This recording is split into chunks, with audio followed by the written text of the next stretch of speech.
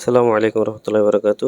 Yunus ডেলিকেটস cooking চ্যানেলের পক্ষ হতে সবাইকে স্বাগতম। আজকে আমি আপনাদের জন্য নিয়ে আসলাম আলুর চাটনির মজাদার রেসিপি। সম্পূর্ণ ভিডিওটি দেখতে থাকুন। কীভাবে আমি তৈরি করেছি আপনাদেরকে একে একে সব কিছু বিবরণ দেব। চলুন তাহলে দেখা যাক। আমি আলুগুলো সিদ্ধ করে নিয়েছিলাম, 4টা আলু নিয়েছি। আলুগুলোকে আমি চামচ দিয়ে ভালো করে থেতলে নিচ্ছি। এই যে দেখেন, থেতলে নেওয়ার পর আবার ওলটপালট করে আবার তেলে নিতে হচ্ছে। এদিকে নিয়েছি পেঁয়াজ কুচি, কাঁচামরিচ কুচি, ধনিয়া কুচি, এদিকে সরিষার তেল। এগুলো দিয়ে আজকে আমি এক এক করে সবগুলো উপকরণ মিক্স করে চাটনিটা তৈরি করব। এর সাথে আরও থাকবে শুকনো মরিচ গুঁড়া। এই দেখেন, যত মোলায়েম করবে তত খেতে স্বাদ হবে, না হয় দানা দানা থেকে যাবে। এখন আমি এক এক করে সবগুলো উপকরণ মিক্স করব। প্রথমে দিয়ে দেব পেঁয়াজ কুচিগুলো। এই দেখতেছেন, আমি পেঁয়াজ কুচিগুলো আলুর উপর দিয়ে দিচ্ছি। এভাবে এক এক করে সবগুলো উপকরণ দিয়ে আমাকে এগুলোকে আবার মিক্স করে নিতে হবে ভালো করে। এবং কাঁচামরিচগুলো দিচ্ছি, দেখেন চারিদিকে ছড়িয়ে দিচ্ছি। এরপর দিয়ে দিচ্ছি ধনিয়া পাতা। এরপর দেব সরিষার তেলগুলো চারিদিকে একটু দিয়ে এখন আমি ওলটপালট করে দেব আবার চামচ দিয়ে।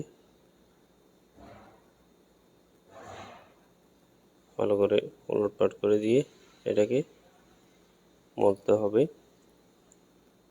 প্রথমে আগে মিক্স করে নিই। এই যে দেখেন কীভাবে আমি মিক্স করতেছি, যাতে সবগুলো উপকরণ আলুর সাথে হয়। এরপর আমি দেখেন কীভাবে হাতের মাধ্যমে মোলায়েম করতেছি। এখানে আমার একটা মিস্টেক হয়েছে, আমি মরিচের গুঁড়া যেগুলো দিছি ওগুলো আপনাকে দেখানো হয় নাই। আপনি এখানে লাল মরিচগুলো তেলের মধ্যে ভেজে নিয়ে ভালো করে ধুয়ে নিতে হবে, তারপর এগুলোর সাথে মিক্স করতে হবে।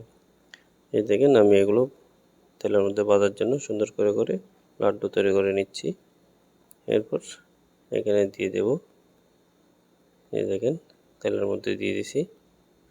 এভাবে উলটপালট করে এটা ভেজে নিতে হবে আলুর চপের মতো করে, আমরা যেটা পেঁয়াজু ভাজি সেম এরকম করে, তাহলে এটার স্বাদটা অন্যরকম হয় খেতে। আমি এক এক করে দিয়ে দিচ্ছি, হালকা একটু চাপ দিচ্ছি যাতে পেঁয়াজের মতো চ্যাপটা হয়। তেল মরিচ সবগুলো যাতে ভালো করে এখানে প্রবেশ করে। এই যে দেখেন, আমি সবগুলো উপকরণ আমার আলুর লাড্ডুগুলো এখানে দিয়ে দিলাম।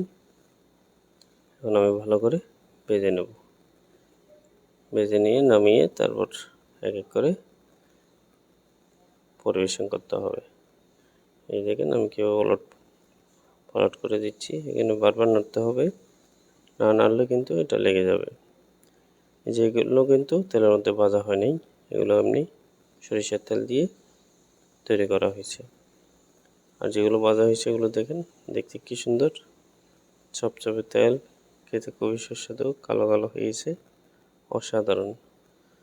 আপনারা যদি শর্টকাটে কোনো একটা মজাদার আইটেম তৈরি করতে চান তাহলে এটাই তৈরি করুন। এখনই জিভে জল চলে আসতেছে।